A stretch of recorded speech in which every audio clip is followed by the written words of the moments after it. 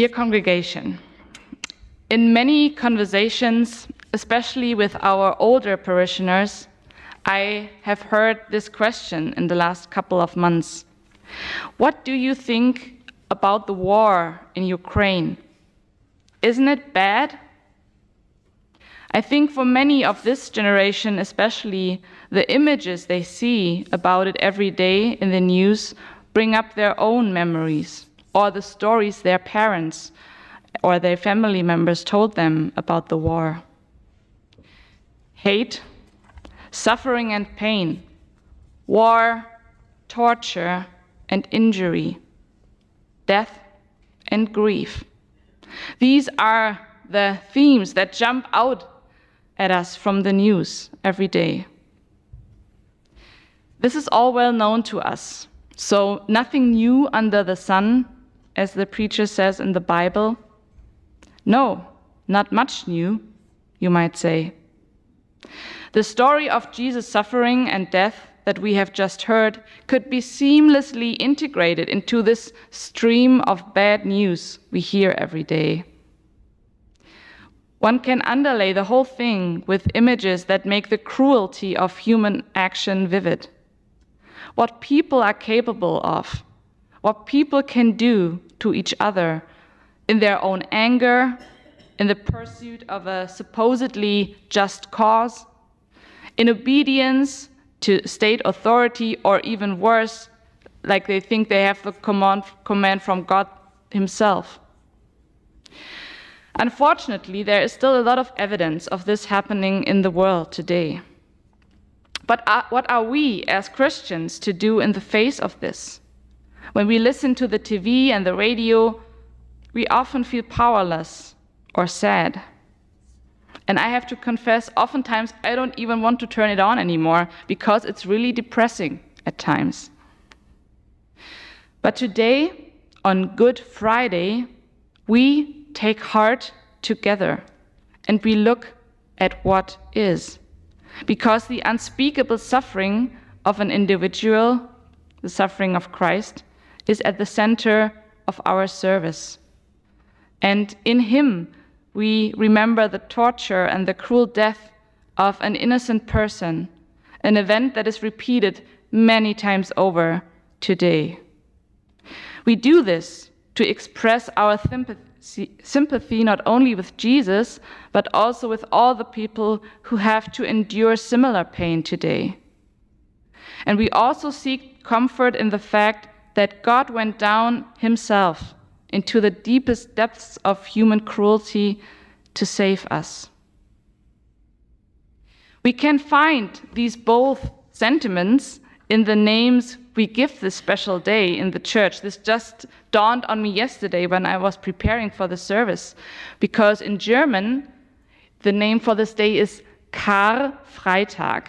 And Kar is like an old German word meaning to mourn, to lament. But the English version of the day is Good Friday. So when I came here and I read this for the first time, I was, what? What about this day is good? But then I started some research and I found out that good in the Old English language actually can also mean holy, a holy day. And so this makes a whole lot sense to me now, and I feel in these two names we have all the emotions that are in us and with us on this day. And in the reading to the Corinthians we just heard, Paul seems to have this more positive meaning in mind, the Good Friday, the Holy Friday, because he calls for reconciliation precisely in the face of suffering, of conflict. Karfreitag, the weeping and mourning, it doesn't stand alone. Paul draws our attention to the fact that on Good Friday, we as Christians should already have Easter Sunday in mind. Oh, Paul, if it were that simple, how do you imagine this to be? Do you think the military machinery in the crisis regions of this earth will stop just because it's Easter again? If we take a closer look at the text, we read that Paul places the reconciliation of mankind among itself with God before the reconciliation of man with God, before the reconciliation of man with each other. Only then it is up to us to preach reconciliation to others if we have made our peace with God. All well and good, but what does that mean? Repent. That was the message, the main theme of Jesus' preaching. Change your way of life. Take a different path. Often in conflicts, it seems as if nothing else is possible except this one way, confrontation, clashing against each other.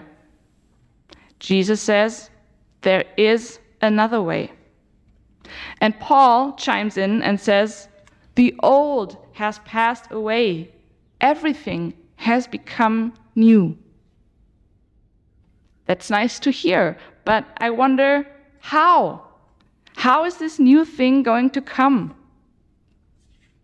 Quite simply, Paul would say, your reconciliation with each other and with yourself can only happen because God forgave us first.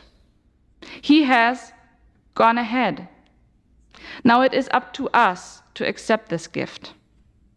If I am forgiven and set free by God, then I no longer have to fight with you for love, for power, or for recognition. Then it's easier to forgive my neighbor. And that can make our world a better place. Jesus preached repentance. Paul, the word of reconciliation. Jesus has been crucified. And Paul has been attacked many times over, only narrowly escaped death, and at the end he became a martyr as well. At least we have the great advantage in this country that we can speak the truth without risking our heads for it. Nevertheless, it is despairing to see how much suffering, how much war and oppression there still is. And yet, I am convinced that our Easter faith makes a difference in this world that still knows so many Good Fridays. There is no way. The way is made by walking, says a famous quote by the Spanish poet Antonio Machado. Magic wands and a miracle machine are not available to us, especially in dealing with conflict.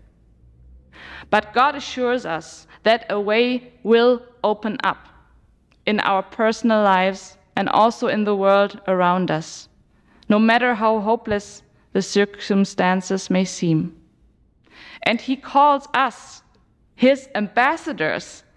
This is the term that Paul uses in his letter. This is like a very important part.